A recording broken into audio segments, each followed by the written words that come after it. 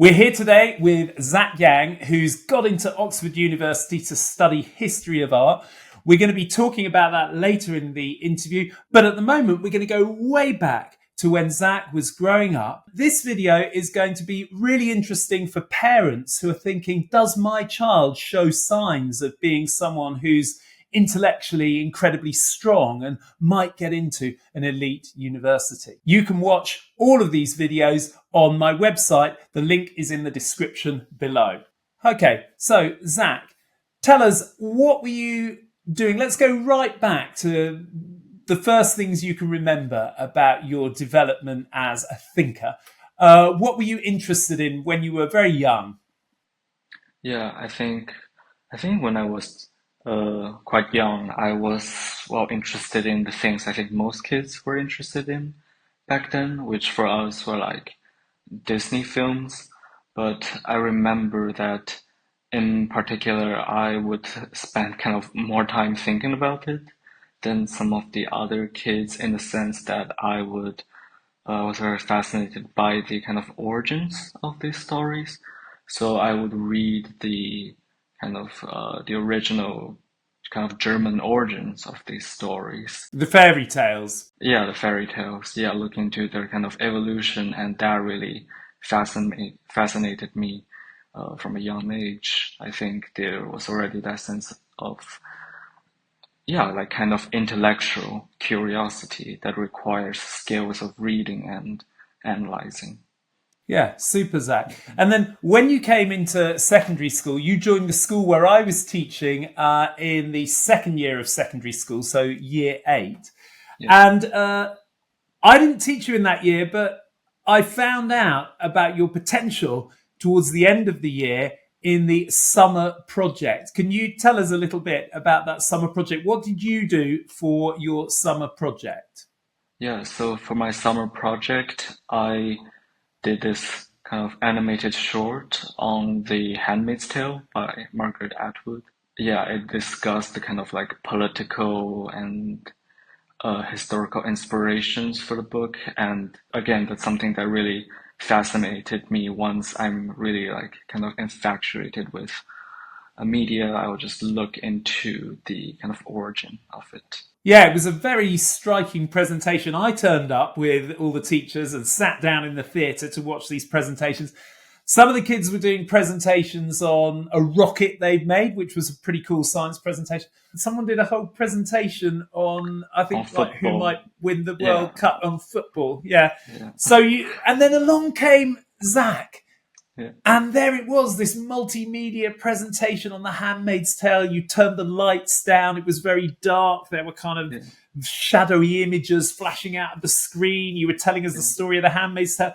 And I was sitting there thinking, hang on a minute. The Handmaid's Tale is a book that I usually teach to the sixth formers, the kids who are just about to leave school. What's this 12-year-old doing, having read The Handmaid's Tale? A lot of the kids in my class were reading Diary of a Wimpy Kid or, yeah. I something remember. like that. For me, that was really exciting because I knew I was going to teach you the next year. And I thought, wow, I can't wait to teach this guy. I'm sure he's going to be really into literature. I think for parents, spotting this kind of deep intellectual curiosity is a really key way of knowing whether your child might be the kind of child that would enjoy an elite university.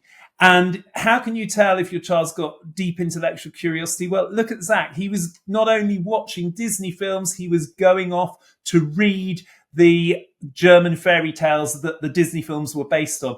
He was doing a presentation on The Handmaid's Tale when he was 12 years old, when other students were reading much simpler books. If you go to a parents' evening and you say, how's my child getting on? And the teacher says, well, your child is reading really advanced literature, that's a great sign to you that your child's quite perspicacious and could have the potential to go to an elite university. So far, I think we've talked quite humanity specific, but I think this sense of intellectual curiosity could be, it could take any form in any kind of field. If your child is very interested in, I don't know, marine biology, in in the natural world, in yeah, any kind of, I think I would say like specific interest or even niches, that's probably a sign that they've got or they are developing a certain set of skills that will possibly bring them to an elite institution if they wish. Yeah, that's a great point, Zach. You don't have to be someone who reads a lot. Yeah, Perhaps you've joined a conservation society and you're out there in the forest measuring the health of trees or the levels of air pollution or something like that.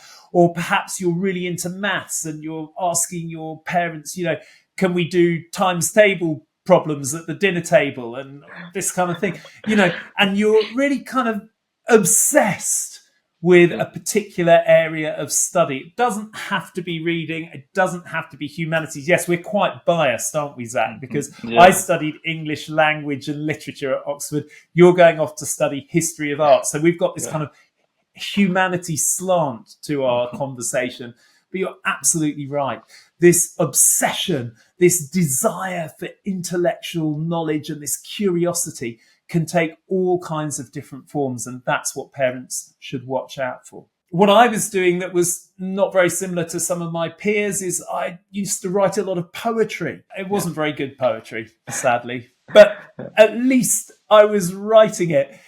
And I was also in a band and we used to write the lyrics for our songs. I wrote some of the lyrics for the songs. So I was always really into words, but not just for homework tasks, homework assignments. No, I was spending a lot of my free time with words as well.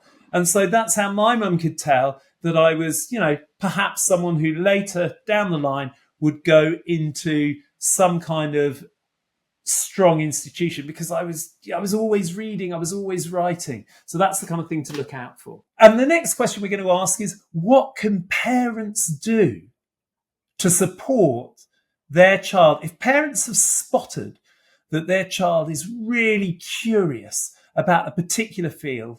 What can parents do to support their child? Don't forget to like the video and subscribe to the channel. You can find out the next time I post a part of this conversation with Zac Yang on YouTube, and you can see all the conversation in different sections on my website. The link is in the description below. You'll need to subscribe to my website to access all of that.